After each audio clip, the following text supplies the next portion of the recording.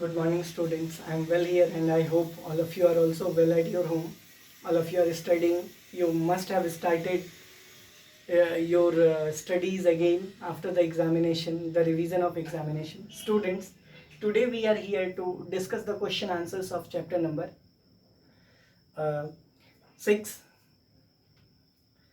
in which we have already discussed about physical changes and chemical changes. I have already discussed about the first part of the question answers, in which we have discussed about the important subjective questions that came across. Let us revise them once again, and after that I will discuss two more interesting questions. Total we will discuss 5 questions today, 3 which we have already discussed and 2 which is the uh, main theme of today's lecture. So let us start. What was the first question? Question number 1, chapter number 6. Why is setting of curd a chemical change? Setting of curd a chemical change? नहीं, setting of curd chemical change क्यों है, इसको हम पहले discuss कर चुके हैं, तो केवल मैं आपको आज बताऊंगा ताकि आपको रिमाइंड हो जाए, कि आपने रिकॉल हो जाए कि आपने पढ़ा क्या है। Setting of curd chemical change क्यों है? क्योंकि हमें पता है कि यहाँ पर मिल्क टू कर्ड होता है बेटा, मिल्क होता है किसमें कन्वर्ट? कर्ड में। तो मिल्क की जो प्रॉपर्टी है क्या कर्ड की प्रॉपर्टी जैसी होती है? नहीं होती। Milk, the property of milk is different from that the property of curd. तो मिल्क की जो प्रॉपर्टी है वो कर्ड की प्रॉपर्टी से अलग होती है, इसीलिए हम क्या कहते हैं कि ये एक केमिकल चेंज है। दूसरा क्वेश्चन नंबर 2 जो मैंने डिस्कस किया था वो था कि why cutting and burning of wood are two different changes, are two different changes। तो हमारा आंसर क्या होगा बेटा इसमें? Why cutting and burning of wood are two different type of changes. देखो बेटा, अगर आप कट करोगे वुड को तो वुड वैसा ही बना रहेगा, लेकिन अगर आप उसको जला दोगे तो क्या नई चीज नहीं बन जाएगी? और केमिकल चेंज की प्रॉपर्टी क्या है कि कोई नई चीज बने। कोई नई चीज नहीं बनेगी तो फिजिकल चेंज, कोई नई चीज बन गई तो केमिकल चेंज। तो इसमें तो दोनों हो रहा है ना, कट करेंगे तो no new substance, no new substance, और अगर हम बर्न करेंगे तो न्यू सब्सटेंस। तो दोनों जगह अगर अलग अलग चीजें बन रही हैं तो कहीं ना कहीं हमारा आंसर क्या हो जाएगा कि इसमें 2 तरह के चेंजेस होते हैं। क्लियर है बेटा? अब हम तीसरे क्वेश्चन के ऊपर आते हैं, जो क्या है हमारा, जो है आपको कि why burning and what are the 2 type of changes that takes place during burning of candle. What are the 2 different type of changes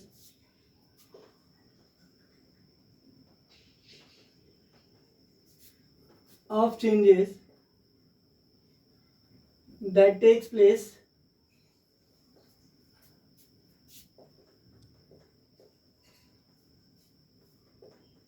at the time of burning।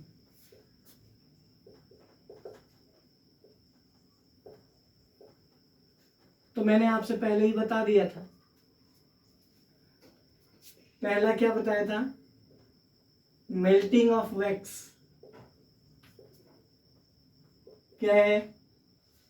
तो हमारा आंसर हो जाएगा फिजिकल चेंज, क्योंकि wax तो wax ही रहेगा पिघलने के बाद। और बर्निंग ऑफ कैंडल, अगर जल जाएगा तो नई चीज बन जाएगी। तो बर्निंग ऑफ कैंडल क्या है? केमिकल चेंज, क्योंकि मैंने आपको बताया था कि कोई भी चीज अगर बर्न करता है तो वो क्या होना चाहिए? Chemical change. आई होप यहां तक क्लियर है, कोई प्रॉब्लम नहीं है यहां तक। अब नेक्स्ट पॉइंट में क्या है हमारा, आज के क्वेश्चंस को अब हम स्टार्ट करते हैं कि हमने क्या क्या पढ़ना है आज। सबसे पहला question, how are the crystals of copper sulphate obtain.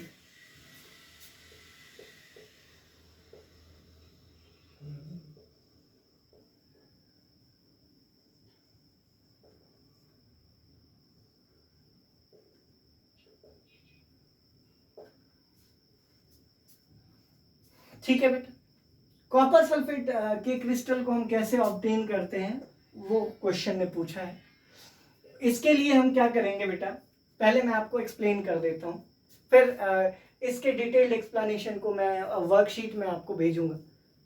इसमें होता क्या है, क्रिस्टल्स कभी भी ऑब्टेन करने हो तो क्रिस्टल के लिए जो प्रोसेस हम अप्लाई करते हैं वो है क्रिस्टलाइजेशन। इसमें करना क्या है, जैसे मान लो हमने एक कप क्या किया है, तो हम कहेंगे क्या कि अगर हम एक कप पानी लेते हैं, उसको बॉईल करते हैं, स्टिर करते हैं, मतलब बॉईल करना होता है, बॉईल करते हैं एक किसी स्टोव पर, गैस स्टोव या कोई भी इलेक्ट्रिक स्टोव है उस पर।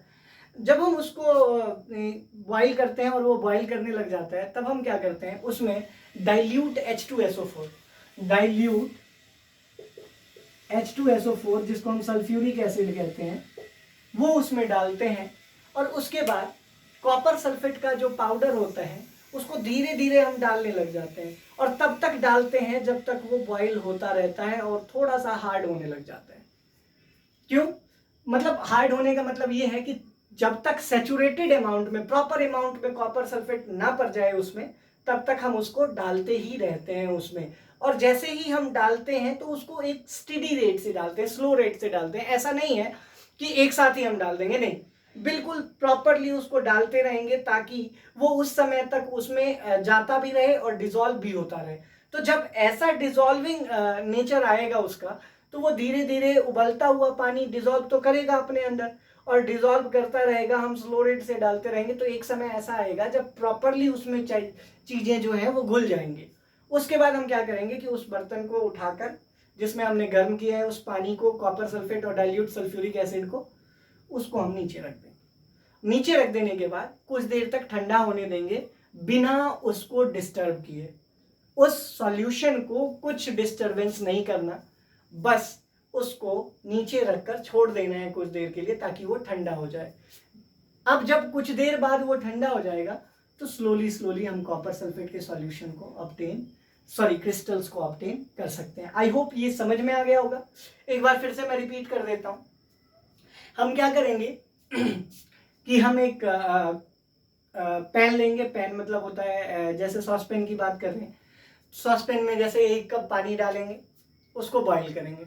जब वो बॉईल होने लग जाएगा, उससे थोड़ा सा पहले या बॉईल होते समय ही डाइल्यूट H2SO4 के कुछ ड्रॉप्स उसमें डाल देंगे। तो चूंकि बॉईल होता हुआ पानी है तो वो डिजॉल्व कर लेगा, अपने अंदर घोल लेगा, क्योंकि वो तो उबलता रहता है।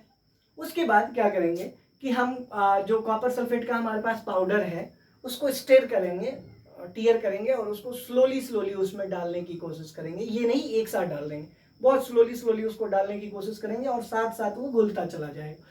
एक समय ऐसा आएगा जब वो प्रॉपरली उसमें डिजॉल्व हो जाएगा, और प्रॉपरली डिजॉल्व होने के बाद हम उसको क्या करेंगे, उसको आराम से हीट करेंगे। हीट करने के बाद जब वो डिजॉल्व हो जाएगा पूरी तरह से, उसको उठाकर नीचे रख देंगे, और उसको कोई डिस्टरबेंस नहीं प्रोवाइड कराएंगे जब तक कि वो ठंडा ना हो जाए। जैसे ही वो ठंडा हो जाएगा तो उसमें से आसानी से हम कॉपर सल्फेट के क्रिस्टल्स को ऑब्टेन कर लेंगे। आई होप क्लियर है। एक दूसरा क्वेश्चन ये भी है बेटा, क्वेश्चन नंबर 2 क्या है हमारे पास, क्वेश्चन नंबर 2। तो क्वेश्चन नंबर 2 के लिए हम कहते हैं क्या कि हमारे पास क्वेश्चन है कि y is rate of rusting faster in coastal areas।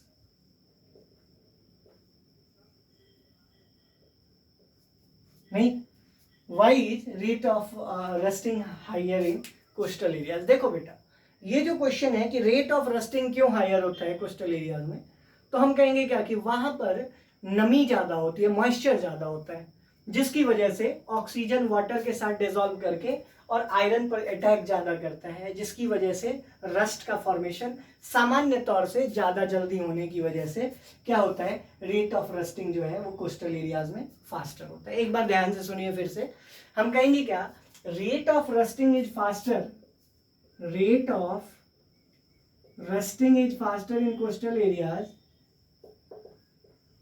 faster in coastal areas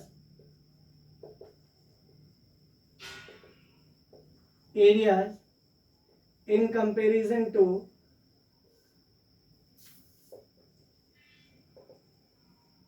to other areas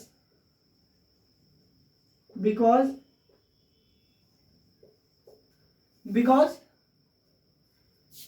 the moist oxygen is found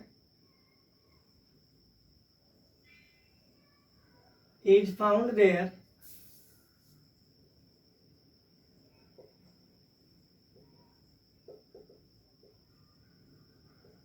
maximum amount. I hope clear है। As a result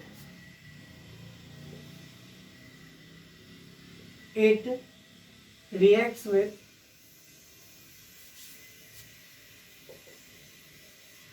iron at a rapid rate, rapid या फिर fast rate. Clear है या कोई problem है? हम क्या कहेंगे, rate of rusting coastal areas में ज्यादा होता है क्योंकि वहां पर मॉइस्ट ऑक्सीजन अधिक होने की वजह से वो ऑक्सीजन के साथ मिलकर और इस पर ज्यादा जल्दी रिएक्ट करता है, इसीलिए कोस्टल एरियाज में रस्टिंग रेट फास्टर होता है। आई होप क्लियर है। उसके बाद एक है, how does galvanisation prevent iron from rusting.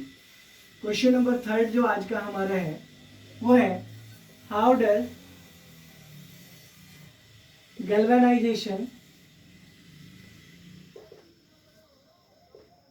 helps iron to prevent it from rusting।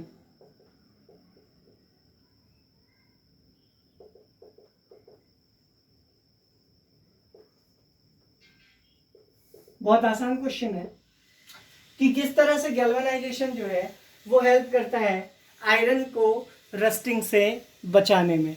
Means what, कि हमारा जो क्वेश्चन है वो ये है कि आयरन को रस्टिंग से बचाने के लिए गैल्वेनाइजेशन कैसे मददगार होता है। तो हम कहेंगे क्या कि first of all let us understand what is galvanisation. First of all let us understand what is galvanisation. Galvanisation है क्या? गैल्वेनाइजेशन के बारे में हम कहते हैं क्या, it is the process of deposition of layer of zinc on iron. Iron के ऊपर जिंक की एक परत चढ़ाने का जो प्रोसेस है उसी को हम क्या कहते हैं बेटा, गैल्वेनाइजेशन। क्लियर है? अब आयरन में जंग लगता कैसे? अगर ये मान लो आयरन है,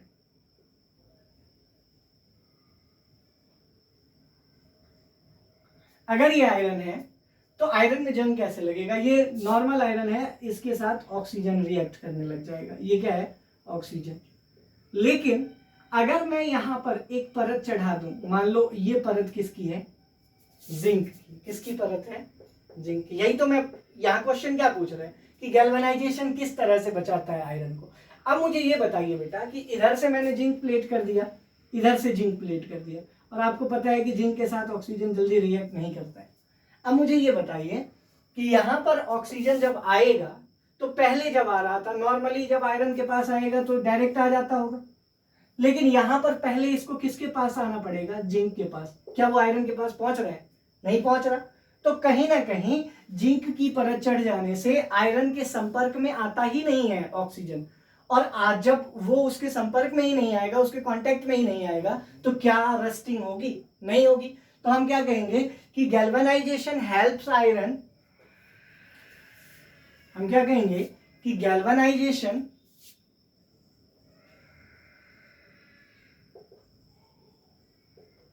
is the process, galvanization is the process of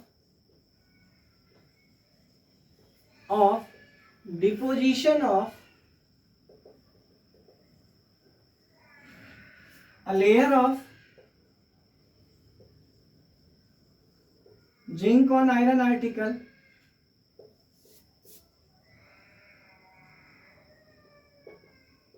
to prevent it from rusting.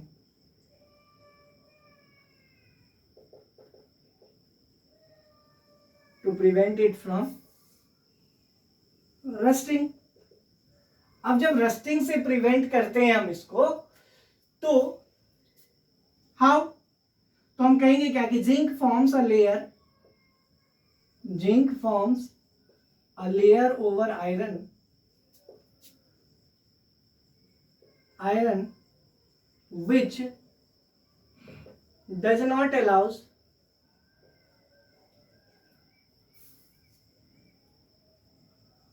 Iron, या ऑक्सीजन पहले लिख देते हैं, oxygen to come in contact with iron.